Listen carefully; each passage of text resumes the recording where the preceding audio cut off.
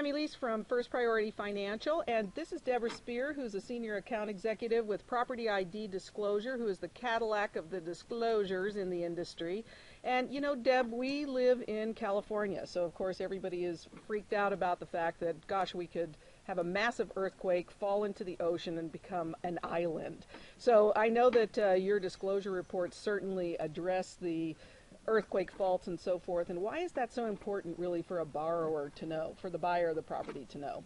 Well, I think everyone's a little more scared of earthquakes than they used to be because you've seen the devastation in Haiti and all these different places.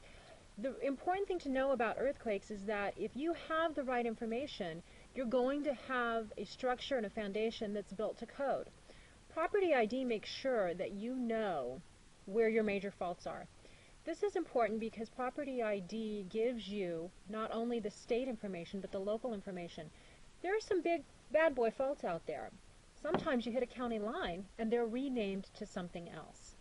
Nothing to be afraid of. We live in the rock and roll state.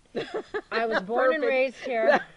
I felt them all. I love it. I don't know if I feel them anymore. It's just part of life. Yeah. But that's the key, knowing so you can build and have a structure that will withstand. Right, and I think that too that this gives the buyer the opportunity to, you know, investigate earthquake insurance if that's what they'd like to have. Now, what's the difference between the fault lines and like liquefaction? That seems like such a ominous word, liquid, like you're going to sink into quicksand or something. Liquefaction can be the result of earthquakes, and it's the shifting of soils, granular soil. So this is a result. So that is another report that is in the Property ID Natural Hazard Disclosure.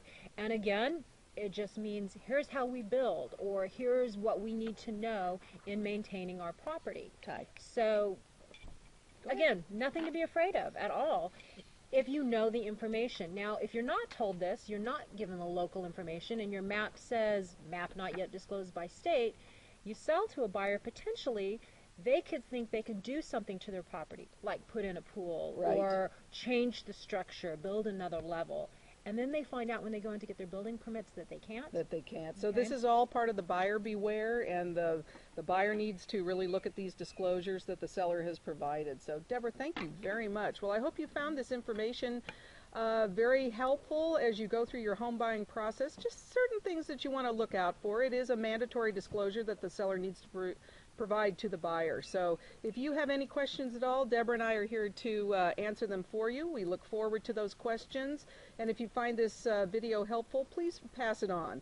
So thanks again for watching, and Debra, thank you very much. Thank you, Elise. Great information.